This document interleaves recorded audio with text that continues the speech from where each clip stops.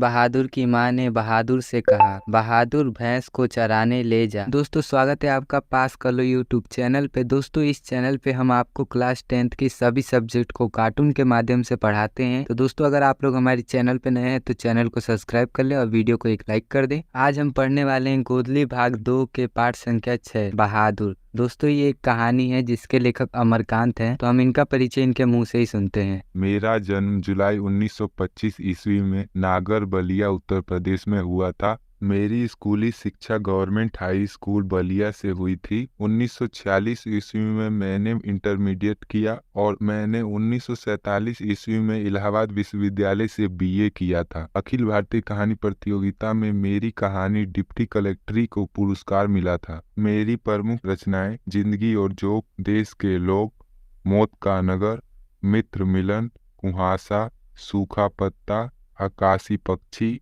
काले उजले दिन, सुखी जीवन, बीच की दीवार, ग्राम सेविका आदि हैं। मैंने वानर सेना एक बाल उपन्यास भी लिखा है। दोस्तों अब मैं आपको लेखक के परिवार से मिला देता हूँ। दोस्तों ये लेखक हैं और ये इनका बेटा है जिसका नाम किशोर है, और लेखक की पत्नी है ये, इनका नाम निर्मला है। दोस्तों इनका एक नौकर है जिसका नाम बहादुर है। अब दोस्तों मैं आपको कहानी की ओर लेके चलता हूँ। बिहार और नेपाल के बॉर्डर के पास एक घर में दिल बहादुर नाम का लड़का रहता था जो 12 से 13 साल का था। इसके पिताजी युद्ध में मारे गए थे और इसकी माँ इसे हमेशा पीटती रहती थी। बहादुर की माँ चाहती थी कि बहादुर उसके घर के काम में मदद करे, लेकिन ये पहाड़ों में घूमता रहता था, घर का काम नहीं करता था। एक दिन बहादुर की माँ ने बहादुर से कहा, बहादुर भैंस को चराने ले जा। तो बहादुर भैंस को चराने पहाड़ों के पास लेकर गया। वहां जाने के बाद भैंस चर नहीं रही थी, बस इधर उधर दौड़ रही थी और बहादुर उसके पीछे पीछे भाग रहा था। कुछ देर बाद जब बहादुर ने भैंस को पकड़ लिया तो उसे बहुत पीटा और घर की ओर उसे लेकर जाने लगा। तो भैंस दौड़ी दौड़ी माँ के पास आई। माँ ने भैंस की हालत देखकर कहा, बहादुर इधर आ, और बिना सोचे समझे बहादुर को मारने लगी। और बहादुर ने जितना भैंस को नहीं मारा था उसका दुगना बहादुर को पीटा। बाद में बहादुर घर से भाग गया और जंगल में जाकर घूमने लगा। रात में बहादुर चुपके से घर आया और घर से 2 रुपए चुरा लिया। फिर वहां से भाग गया और गांव से 6 मील दूर जाकर वह बस स्टेशन पर पहुंचा।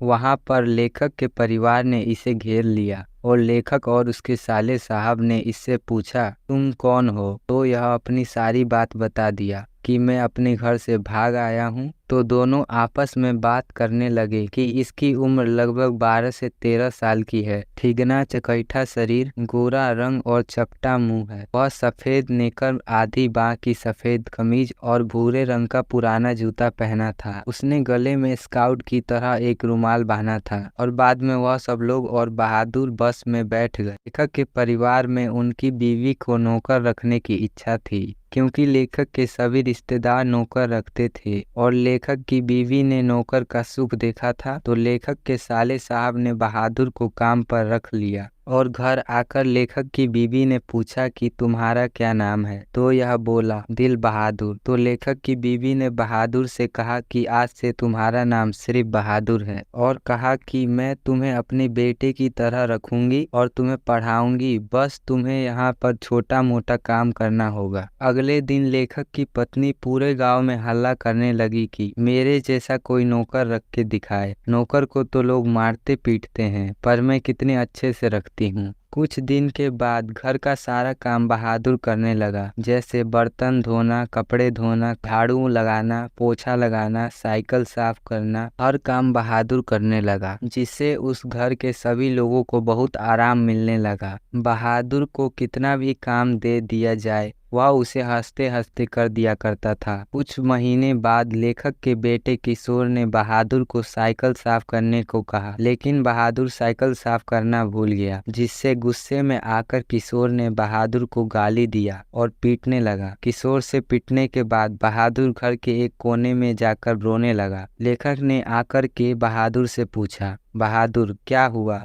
क्यों रो रहे हो? तो बहादुर ने कहा कि हमें किशोर भैया ने मारा है। तो लेखक ने किशोर से पूछा, तुमने इसे क्यों मारा है? तो किशोर ने कहा, यह हमारा काम नहीं करता है। तो यह बात सुनकर लेखक ने बहादुर को ही डांटा और कहा, जो काम बताया जाए वो कर लिया करो। अब हर दिन किसी न किसी बात को लेकर किशोर बहादुर को मारने और गाली देने लगा था। एक दिन लेखक के रिश्तेदार लेखक के यहाँ घूमने आए थे। कुछ देर रहने के बाद उन्होंने कहा, हमारे पैसे खो गए हैं। तो लेखक ने पूछा, कितने रुपए? तो उन्होंने कहा, 11 रुपए खो गए हैं। तो उनके रिश्तेदारों का शक बहादुर पर जा रहा था। लेखक को यह विश्वास था कि बहादुर यहाँ बहुत दिनों से काम कर रहा है, तो उसने चोरी नहीं की होगी। लेकिन बहादुर को ना चाहते हुए भी बुलाया और पूछा, क्या तुमने चोरी की है? तो बहादुर ने बोला, नहीं, हमने चोरी नहीं की है। लेखक ने गुस्से में पूछा, बहादुर सच सच बोलो, तुमने चोरी की है या नहीं की है? तो बहादुर ने बोला, मैंने चोरी नहीं की है। तो लेखक गुस्से में आकर बहादुर को एक थप्पड़ मार देते हैं और लेखक के रिश्तेदार बार बार बहादुर को पुलिस की धमकी दे रहे थे और कह रहे थे कि चलो पुलिस स्टेशन, लेकिन बहादुर जाना नहीं चाहता था। अंत में लेखक के रिश्तेदारों ने कहा, हम तो बस देखना चाहते थे कि आपका नौकर कितना वफादार है, हमारा पैसा नहीं खोया है। बहादुर वहां से गुस्से में चला गया और अब वह उदास रहने लगा। एक दिन बहादुर आंगन में सिलवट्टा लेकर जा रहा था, तो सिलवट्टा उसके हाथ से छूट गया और छूटने के बाद नीचे गिरकर टूट गया,